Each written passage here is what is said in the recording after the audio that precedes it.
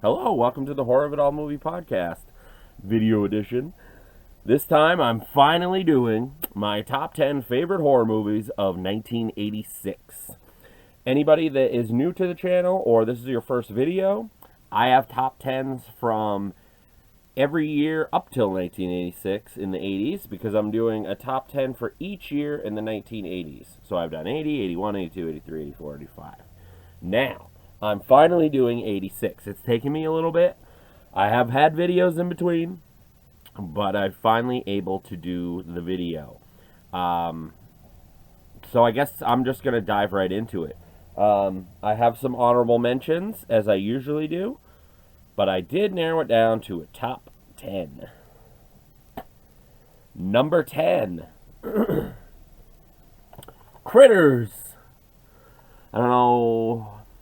Any fans of Critters? I'm sure there is. Critters is just a fun little movie that some people call a Gremlins ripoff. I get it, but I don't see it. They're different creatures. I might even like Critters more than Gremlins. I know, blasphemous. But the Critters are pretty cool. I love when they spin, when they get like in a ball and they spin, or they shoot fucking things almost like a porcupine.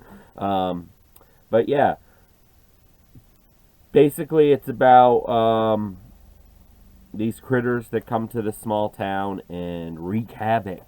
I believe they're aliens. Yep. Carnivorous aliens. Critters, number 10. Number 9, we got Stuart Gordon's From Beyond. Of course, he's infamous for Reanimator, a bunch of other great stuff. Big Stuart Gordon fan. This is something else. It stars Jeffrey Combs, Barbara Crampton, and Ken Foree. Pretty cool. If anybody doesn't know about this, I'll do the quick synopsis here. A resignator, a powerful machine that controlled the sixth sense, has killed its creator and sent its associate into the insane asylum. By when a beautiful psychologist becomes determined to continue the experiment, she unwillingly opens the door to a hostile parallel universe and to the deviant behavior within a human psyche, and its victims becoming creatures who feed on and become aroused by human brains. The Resignator is the ultimate man-made monster, and now something has gone horribly wrong and no one can turn it off. Another thing that I always remember from Beyond is the little worm thing that comes out of the head. I believe I've heard Jeffrey Combs call it the little dick, I guess. But yeah, this is a really cool release. It's an older release from Scream Factory. Yeah, 2013. I never flipped this. Just realized that. Has the original artwork on the inside. It's definitely a really cool release. I haven't really seen, and I've been wrong before. Like, I can't know everything. I'm pretty good at it. I wouldn't say I'm not trying to be cocky. I know everything. Obviously, I don't. But I haven't really seen another release for this that I know of. I mean, if there is, please let me know in the comments. That would be great. But number 9, From Beyond. All right. Number 8 is a movie that Scream Factory also released recently, and I was super excited for a really good release of this movie. And I'm talking about Wes Craven's Deadly Friend. I know this is a mixed bag for some people. That's a reverse art there. But I have fun with it. It's basically about this teenage boy who has a robot, and he's just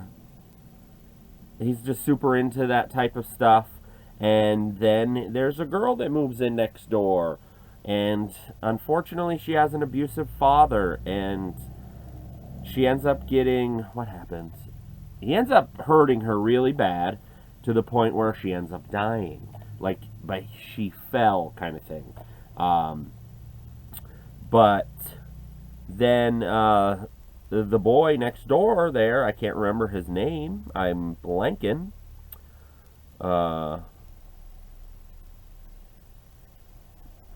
Paul, sorry. Um, he ends up basically Frankensteining her and turning her into a robot. Breakfast Club version of The Bride of Frankenstein, says Joe Bob Briggs. I'll take that. I'll take that. I wasn't sure, but I'm like, yeah. And I mean, Joe Bob Briggs, so no, I'm not the guy that's the be all end all, like, oh, well, if Joe Bob Briggs says so, or somebody, when he showed Chud and he just not a big fan of Chud. I'm a huge fan of Chud. And somebody actually online was like, oh, you mean he didn't sway your opinion? No! I've been watching that movie for like 25 years. Why would he sway my opinion? He made good points. I disagreed with them. It's real simple. Anyway, don't take that to heart, okay? This is all just fun. But yeah, I really love Deadly Friend. I was super excited when it was finally on Blu-ray. It looks great. I don't. When did this? They don't put dates on here as much anymore, unfortunately. So I'm not sure when this came out. If it was earlier this year or if it was last year. So I'm not sure about the slipcover still. If anybody's curious, but I really love this movie. It's one of my favorite Wes Craven movies. It's a little bit more innocent, I guess. I got to mention the infamous basketball scene where she comes back to life as a robot and she starts killing people, and one of them is a neighbor that's this like infamous scary neighbor, and she throws a basketball at her head and her head fucking shatters and explodes. It's absurd. It's ridiculous. It's awesome. I love it. My number 8, Deadly Friend. Now, I do have the 4K for this next one. It's a double feature as well as this one, but I figured I'd show this one for it. I'm talking about my number 7 of my top 10 favorite horror movies of 1986, Demons 2. I love Demons 2 as much as I love Demons 1. However, and I say that because this is an old Blu-ray steelbook from Arrow. It's pretty cool, I put the card on the inside because I keep the L cards or the J cards or whatever the fuck they want to call it. And it also has a book. I'm sure this is way out of print, so I don't really need to show everything. But and I'm also a weirdo. I understand the point of these because it's to advertise another movie. But when I know a lot about them, whenever I get a particular one, like Demons or Demon... I forgot how Joe Bob pronounced it when he showed it. No, that's not Demonia. I don't know. Anyway, Lamberto Bava's Demons. He did these movies, and anyway, what I was saying is Demons has always been one of my favorite horror movies of all time. I believe it's in one of my other top 10s, I'm sure. I think I might have showed the 4K for that one, but I can't remember. Demons 2, I liked it right off the bat, but it was more of a grower. But I have seen it a couple of times, and I like it just as much. Basically, this time, instead of being a movie theater, the demons are coming out of like TV sets and stuff like that, and possessing people. It's kind of like, they're kind of like zombie movies, but like demon possessed like type movies. But they're a lot of fun. They're really gory. They have brutal moments. But this one's set in an apartment building. Lots of fun. Like I said, I like it just as much as the first Demons. Definitely check out the episode, as I mentioned, with Joe Bob watching Demons. And it's really fun him going through the history of Demons, because technically there's really only Demons in Demons 2. But there's other movies called that. However, those movies are really The Church, Or what else? There's a Demons 3 that's called the Org or the Ogre. I can't remember but yeah, there's quite a few movies called that. These are the only real Demons movies. It's basically just like Beyond the Door, and I know some people are obsessive and they're like, well, I gotta watch them. It says 1, 2, 3. It's not. It doesn't matter. But that's just me. You do you. Like Vinegar Syndrome did Beyond the Door 3. That's not Beyond the Door 3. It's an Italian thing. It's a way for them to sell the movie when they put it as a sequel. Kind of like when Severance sometimes gets in trouble for their silly slipcases. And I love those slipcases. I think they're funny. But they put the, like the European or whatever stuff, or specifically from Italy, titles, and they're usually sequels to American movies. Demons, however, was always an Italian movie, and they just fucking ran with it, and so many of them had said Demons 3, 4, blah, blah, blah, blah, blah. These are the only two. But anyway, my point was with Beyond the Door. Beyond the Door, I really like, and Beyond the Door itself is even a quote-unquote ripoff, and I say that because I'm not the... How do I put this? I'm not really the guy that's always like, oh, ripoff, and I mean it like a bad way. I don't even really like saying it's a ripoff, because really what it is they took the general idea and they made it their own, and they usually do. To me, these movies are not copies or a ripoff necessarily. They're more closer to a ripoff than a copy, but something like Beyond the Door is an Exorcist ripoff. Fine, whatever. But it's also they kind of run with it and do their own thing with it. It's not like it's a copy. Guess that's where my brain goes. I can't help it. But anyway, Beyond the Door 2 was just put out by Arrow. Great transfer, great release. Love that movie. But that's not Beyond the Door 2 either. That is Shock from Mario Bava. Technically kind of Lamberto Bava just as much. His dad was declining in health and getting old, and he gave his son the reins for stuff, and see, it comes full circle. I had a point with this. I knew I did. Because Lamberto Bava did Demons 2, as well as Demons, and so many other great movies. I am a huge fan of Lamberto Bava. Maybe blasphemous. Probably is. Because a lot of people talk about Mario Bava, and I really like Mario Bava. I have that awesome Arrow box set. I've seen most of the movies in it beforehand. Well, not most. I've seen some of the movies in it beforehand. I have been watching Mario Bava right along when I got into like Lucio Fulci, or the Dario Argento and stuff. But I really like Lamberto Bava. I really like Umberto Lenzi and Bruno Mattei. And I could be saying their names slightly wrong. Some of them aren't even really real names. Let's see. Joe D'Amato. That's not his real name. I'm not even going to begin to say his real name. But I love all those. And it was cool that his dad gave him the reins of that, because he'd been working with him for years. And from there, it was kind of like the beginning of his movie career, so to speak, because he'd mostly been in behind the scenes and stuff like that. Anyway, I digress. Demons 2 is my number, where were we? 7. Got going on a tangent, but you do with these Italian movies sometimes. And I love it, because they're like my favorite kind of movies, I swear. I love a lot of movies, but I'm a huge Italian guy. Now, something that is not Italian, and I'm going to show this first. My number 6 of my top 10 favorite horror movies of 1986 is the remake of The Fly. One of those instances in the 80s, because they did some remakes, like The Thing, and The Fly, and The Blob. All of those are better than the original to me. But I wanted to show this box set because the artwork is fucking amazing. If anybody hadn't seen this box set that Scream Factory put out, such a cool box set. The artwork is amazing.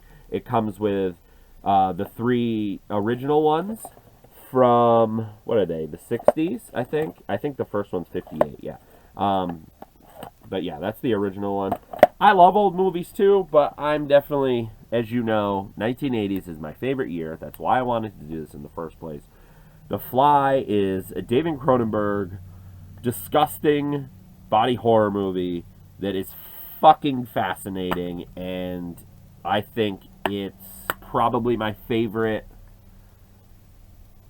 one of my top favorite remakes of all time, possibly my favorite.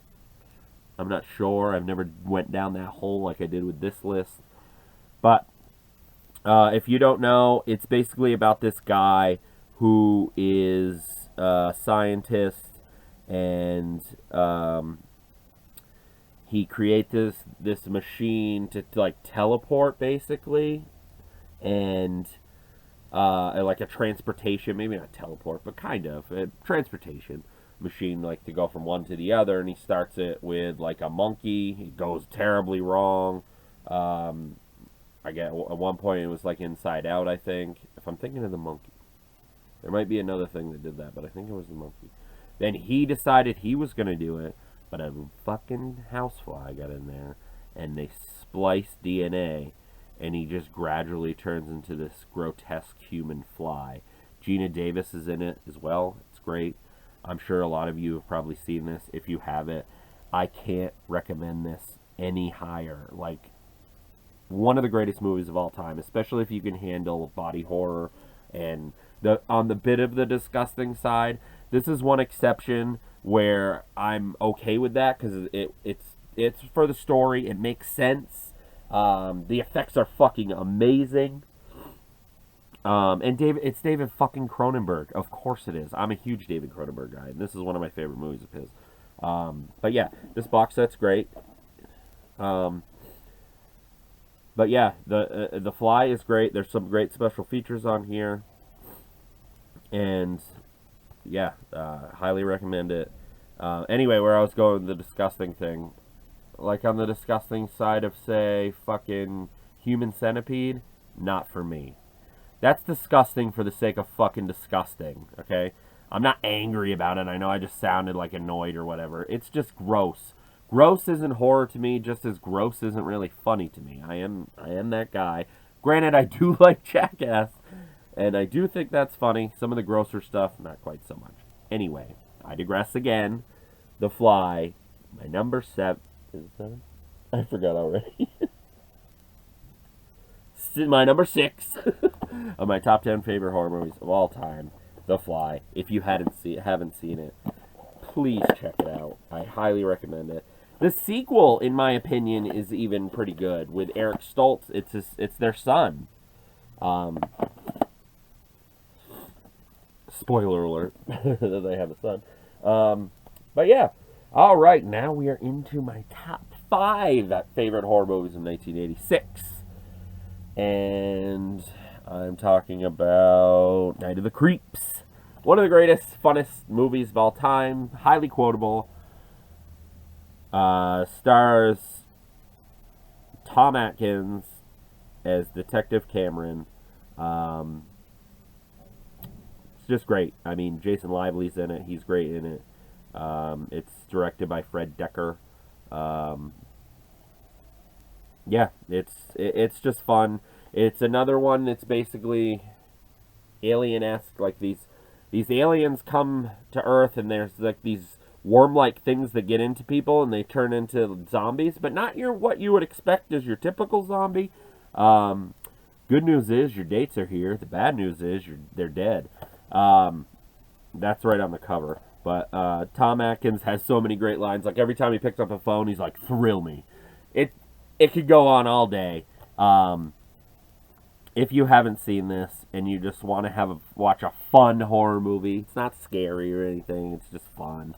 Not that a lot of people, I think, that might watch this channel even get scared anymore, but or ever.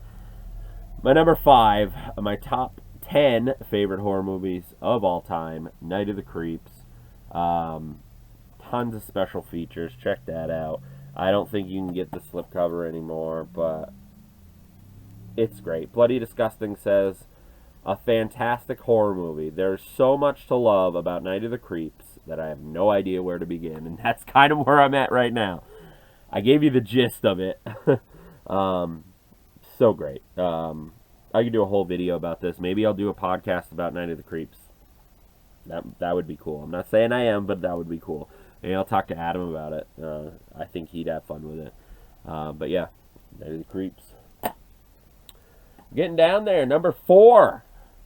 A movie that needs a American Blu-ray. God damn it. One of the greatest horror movies of all time. So much fucking fun. I love it so much. In my opinion, of course. I know I always feel the need to say that. I don't need to say that because you know what I mean. But anyway, number 4. Trick or Treat. It's a 80s metal-ish horror movie.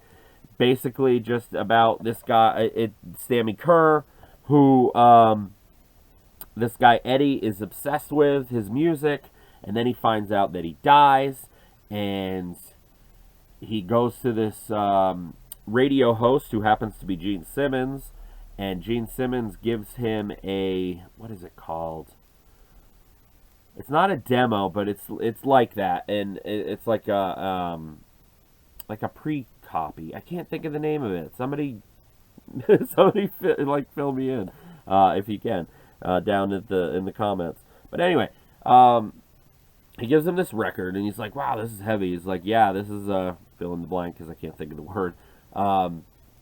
So Eddie brings it home and he plays it, and I know this is going to sound weird, but Sammy Kerr essentially comes out of the record and wants to help Eddie with his bullies and things like that.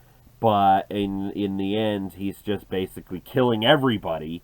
I mean, he does target certain people, but he's basically trying to kill everybody. Super fun movie. Whenever you see the DVD, you always see it advertised as starring Ozzy Osbourne and Gene Simmons. No, it doesn't. Ozzy's on the TV at one point, which is, it's a funny scene. That he's the opposite of himself, and he's kind of like a PMRC type person. I think that's how I always second guess myself with some things. Anyway, but he's saying that the music is evil and blah blah blah. That's the opposite of him, obviously. But it's a funny little scene. But it's on TV, and Sammy Kerr gets in the TV, and you see the TV go ah, and Ozzy's like ow, like he actually cut him into the TV, and then the TV shuts off. But Sammy it basically lives with electricity too, so he gets in like stereos and cars and speakers, and at the school he gets in like the sound system, the announcements thing. So much fun. And if you like metal, awesome, especially like 80s metal. It's not like brutal like death metal or anything, but it's metal for that time, really. Like more popular stuff, I guess. Death, resurrection, destruction, and the ultimate comeback.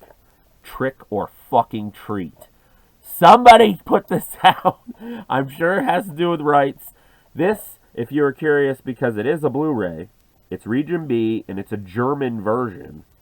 Looks like Lionsgate might own it. That's what it says on here. So that could be why. I don't know. But this is a German version. The transfer's great. It looks great. The special features are kind of stupid because they just kind of have to do with metal, and they ask him a kind of questions. It sort of has to do with the movie, but not really. Nothing specific. I hate this case because every time I open it, I'm afraid I'm going to break the fucking disc because it's really in there. I know I shouldn't have done it. It would have sucked if I... Why am I showing it to you like I'm selling it? That's the disc. I just wanted to show the artwork's pretty cool. I have a poster of Trick or Treat. It's up there. You can't see it. It's blurry. But, yeah, I love Trick or Treat. See, I hate this case. Like, getting it back in. And anyway, highly recommend checking this out. If you haven't seen this movie, this is a fucking video movie. This is a fucking Halloween movie. I forgot to mention that. Like, it's based on in Halloween. Obviously, with the name. Duh, I didn't even think of that. And not to be confused with Trick or Treat. Trick or Treat. This is my Trick or Treat. I like Trick or Treat. It's fine, but I know it has a lot of fans, and I'm not taking that away from it. But this movie is fucking. I love this movie so much. Number 4, my top 10 favorite horror movies of 1986, Trick or Treat. Number 3, one that as I was getting my movies together to show, noticed on the back, it says 1983. I had to double check because I'm like, that doesn't sound right. It was a misprint. I'm talking about Psycho 3. In my opinion, it's very underrated. Anthony Perkins directed it. If you know the Psycho story, this is a continuation of it. I love the fucking Psycho movies. I love Part 4 as well. I love all 4 of them. I love the show, Bates Motel. I mean, it's Psycho 3. There's not much you can say about it. This is a pretty okay release from Scream Factory. I will say, though, Part 2 from Scream Factory... Was it Scream Factory? Yeah, I think it was the Scream Factory. I could be getting it opposite, but the Scream Factory version was kind of okay. It looked fine, but like special feature-wise, so I did get the... Who else put it out? Arrow? I think it was Arrow. The Arrow release is awesome of Psycho 2. But anyway, Psycho 3. Psycho 3 basically just starts with, and what a crazier way to start a movie, especially for some people like, oh boy, what am I getting myself into? It starts off with a black screen and a woman yelling, "There is no God!" And it's basically about this nun who is miserable in her life, and she wants to kill herself, and I don't remember if she tries. I think she tries. But I think she gets banished from the nun. You know what? I'm gonna read the synopsis because I want to get all the things. Anthony Perkins returned to his role of Norman Bates and makes his directorial debut in this second sequel to Alfred Hitchcock classic Psycho. I know that's a big thing with some people. Like, it's blasphemous because, you know, Psycho didn't need a sequel and blah blah blah blah blah. Anyway, Norman Bates is once again the site of something evil, as the rehabilitated Norman attempts to help a disturbed young woman, Marley, how do you say her? What was her name again? Maureen? I'm saying it wrong. Coyle, who has left the convent because she can't find any proof that God exists. Maureen bears a striking resemblance to a one-time Bates Motel guest, Marion Crane, which puts Norman, and no, it's not Marion for her name, but it's Marion Crane who she looks like. Striking resemblance puts Norman on the edge. At the same time, a nosy reporter is snooping around town looking into Norman's past. Suspense, terror, and black comedy, worthy of the master himself, are a hearty supply in the most shocking Psycho of them all. Psycho 3. Fucking love it. I love that artwork. It's simple. It's just like, hey, you want to come in? I'm a giant Psycho fan. I'm a giant Anthony Perkins fan. And he did some great shit. Granted, Psycho is arguably his best stuff that he did, but his other stuff got overshadowed, which is unfortunate. But yeah, the most shocking one of them all. Norman Bates is back to normal. The mother's off her rocker again. That's the tagline. Like I said, I love Part 4. I know a lot of people don't, but it's really cool. It's almost like Bates Motel in a way, the show, because he's telling a story on a radio program, and it's basically about his past, but he doesn't say he's Norman, but they start slowly, like doctors on there start slowly figuring out that it's Norman. Anyway, that's not what this movie is. It's what I said it was. There's also a guy in it. I can't remember his name. I'm fucking blanking. I apologize. It's him right there. You can see that. His kill is pretty cool. Norman kills him. I think Norman kills him, actually.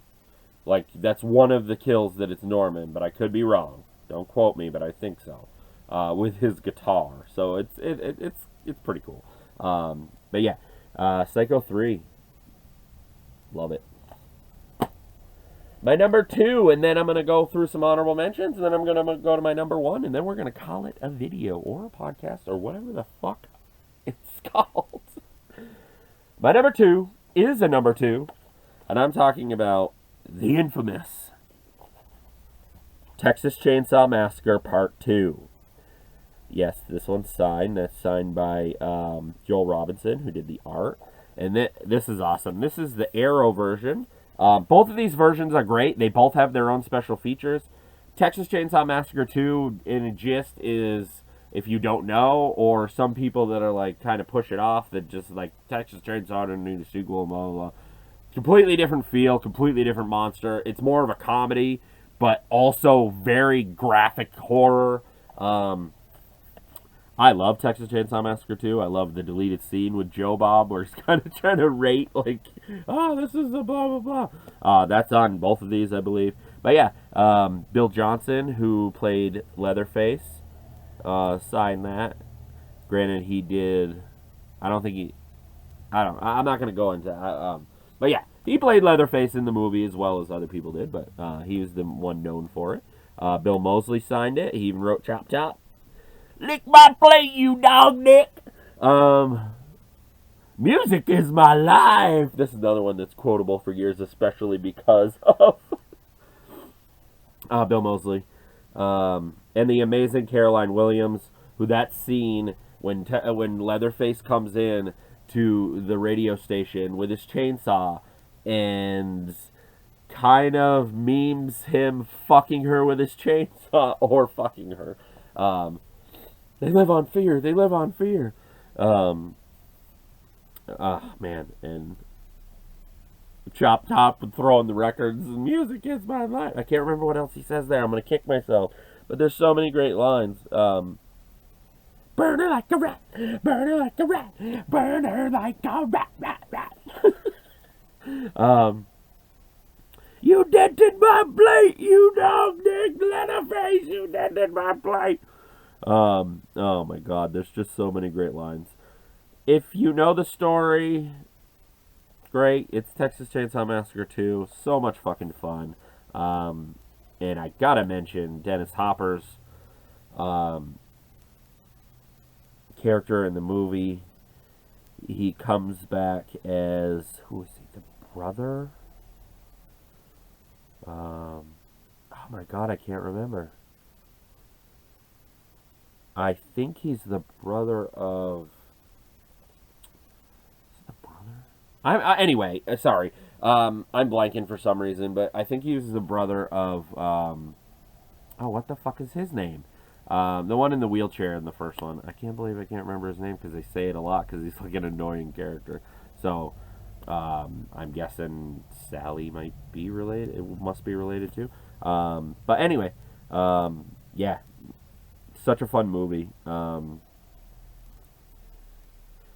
That's it! Incoming mail! And he keeps hitting him in the head with a fucking hammer and doesn't kill him because he's there later. With the guy that works with Stretch. Wow, I'm blanking on names today. I apologize. And I always kick myself after because I know this shit. But anyway, lots of great features. As you can see, Arrow always knocks it out of the park with their special features, and even Scream Factory did a great job, and there's a lot of different shit, so I highly recommend both of these. I'm pretty sure this one's out of print, but this one doesn't have a slipcover, I'm sure. But yeah, this also had the like infamous poster, like Breakfast Club, but it's Texas Chainsaw Massacre 2.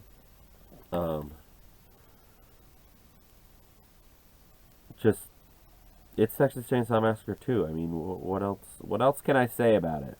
I wish I could remember. Eugene? No, maybe not. I don't remember. I was trying to think of Stretch's friend, co-worker. Anyway, number 2, Texas Chainsaw Massacre Part 2. As I said, I know a lot of some people aren't into it because it's a comedy. It's different. It might take some people like to grow on them. I've always loved it. I love that it was a little different. I love all the Texas Chainsaw Massacres. It's not necessarily my favorite quote unquote slasher series or whatever, but I'm a Jason guy, as you may or may not know. But I'm a big Jason. I'm Jason's my slasher guy. And so yeah. Let's get into, real quick, a few honorable mentions. I usually do 6. There's 6 here. Perfect. I'm not going to go into these too much, really, because they're honorable mentions, but Henry, Portrait of a Serial Killer. This was so close to be in my top 10. Maybe it's, in some people's opinion, a better movie than some of them. That's your opinion. This one's mine. I just ordered the 4K from Arrow. I'm excited for that. I've heard mixed things on the transfer, so I'm a little leery. But I have this, so this isn't going anywhere. This is a great transfer.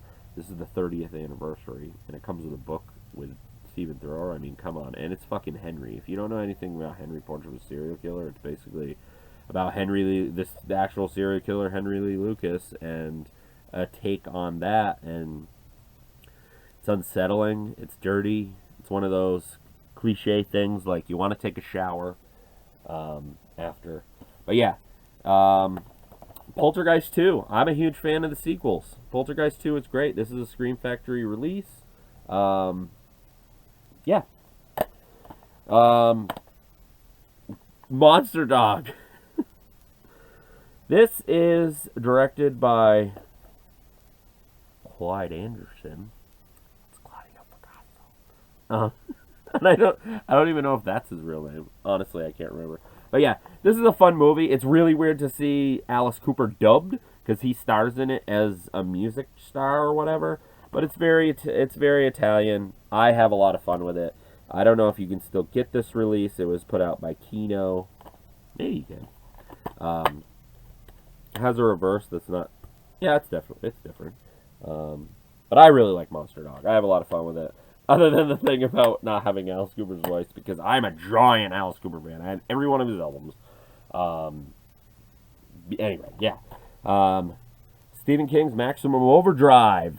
The one movie he directed that a lot of people hate, but I have so much fun with this fucking movie. Such a great release. Such a cool art slipcover.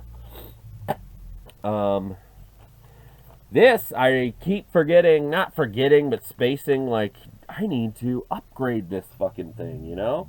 But I haven't. Sorry, I'm just checking something here.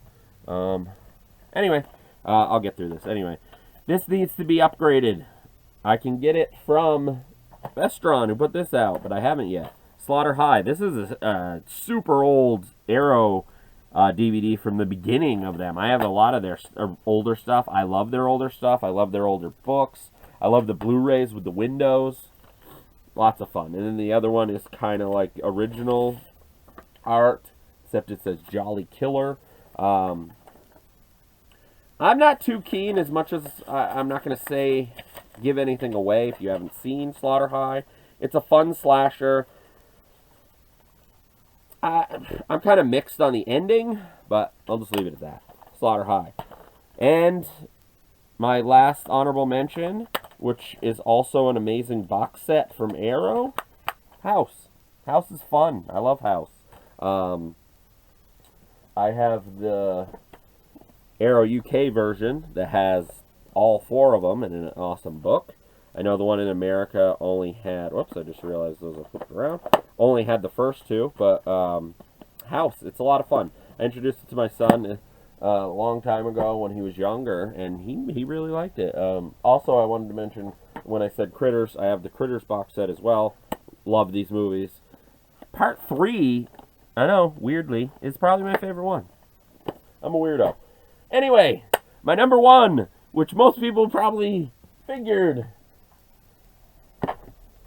Friday the 13th, Part 6, Jason Lives.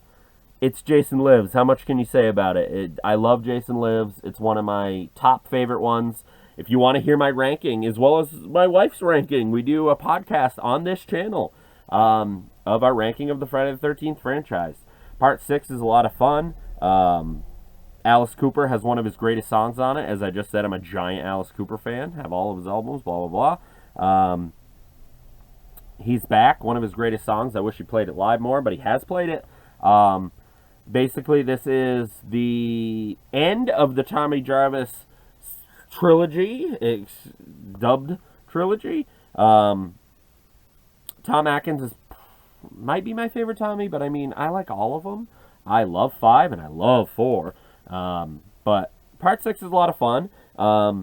It is directed by Tom McAuliffe, or how do we say his name? McLaughlin?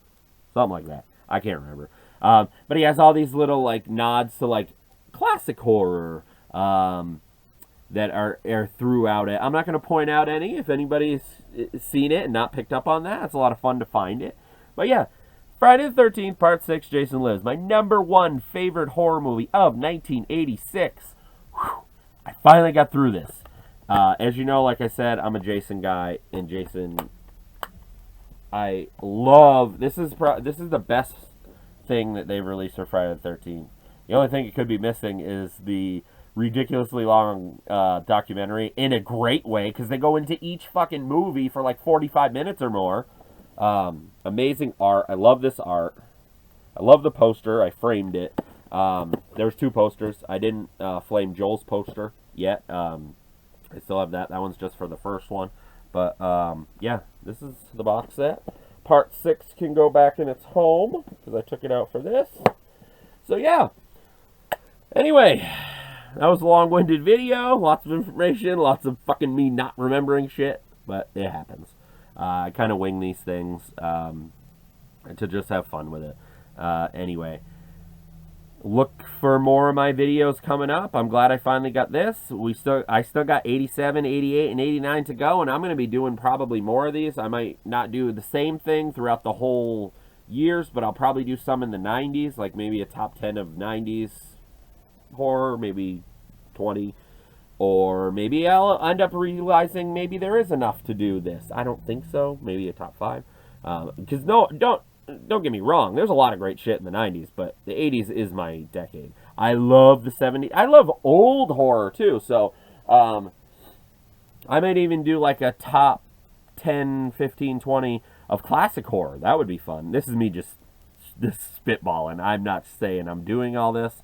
But I would definitely like to do something for the 70s. 70s might be a top 10, whatever, or just 5 of each year. I don't know. There's just so much great stuff. If I dived into it, I'm sure I'd find there was plenty. But the 1980s has been fun. I'm sorry they have got more and more spanned out. I will try to do 1987 as soon as possible. I hope you enjoyed this video. I know I'm not super professional or like big on editing and all that stuff. I just like to wing it and have fun. I'm a huge movie fan. If this is your first video, thanks for sticking to the end. Check out my other videos. That would be great. I did podcasts earlier. That's how this channel started. I hope to be doing more soon. My buddy that I not started the channel with, but he was in all my episodes at first, Adam. Hopefully he'll be back soon and we'll do more podcasts or videos or whatever. Probably podcasts. I got stuff I want to do with my wife coming up soon. A couple of podcasts. One of them is not horror related. I don't know how that went when I kind of went off on a little bit different of a tangent with not being horror. But hey, it's the horror of it all. I know I'm taking that a little bit stretching, but I'm a fan of all movies, man, especially horror. So it will 99% be horror, but there will be other stuff. Also, speaking of lists, my next one's coming up within the next month will be absolutely out before the Vinegar Syndrome Halfway to Black Friday sale. My most ambitious Vinegar Syndrome video yet. It's going to be big. It's going to be a big top, like a big number. But keep in mind, as I'll say on that video, I'm not going to tell you the number now, but keep in mind when I say that video, I have just about every Vinegar Syndrome. That's not even everything. This is just like what I've watched. I have like 99% of their stuff for the most part. Maybe, yeah, about that. And they're almost hitting 400. So the number that I ended up getting to, it's more, yeah, it's going to be fun. It's going to be long, but that's going to be my video. I'm also going to be doing another video. I'm going to hope to do at least 2 videos before then for Vinegar Syndrome Halfway to Black Friday sale. Who knows, I might do more, but it's going to be at least 2 for sure. So yeah, anyway, check out my old shit, like and subscribe. I hope you enjoyed this. Sorry it's not big and glossy and professional. I just have fun with it. I hope you do too. Thanks to all my subscribers. My steadily subscriber number keeps going up. It's not huge, but hey, it's awesome. I love seeing that. And definitely like and subscribe, especially, and comment. That all helps. That's all great. I hope you enjoyed this episode. If you're curious and haven't seen or new or whatever, the other ones, all 6 of the other ones are on here from 80 to 85. Check those out if you want to watch all of them. Awesome. But anyway, this has been the Horror of It All movie podcast, video edition. I don't know if I have to keep saying that. Probably not. I'm so used to doing a podcast. Anyway, I'm Eric. Until next time.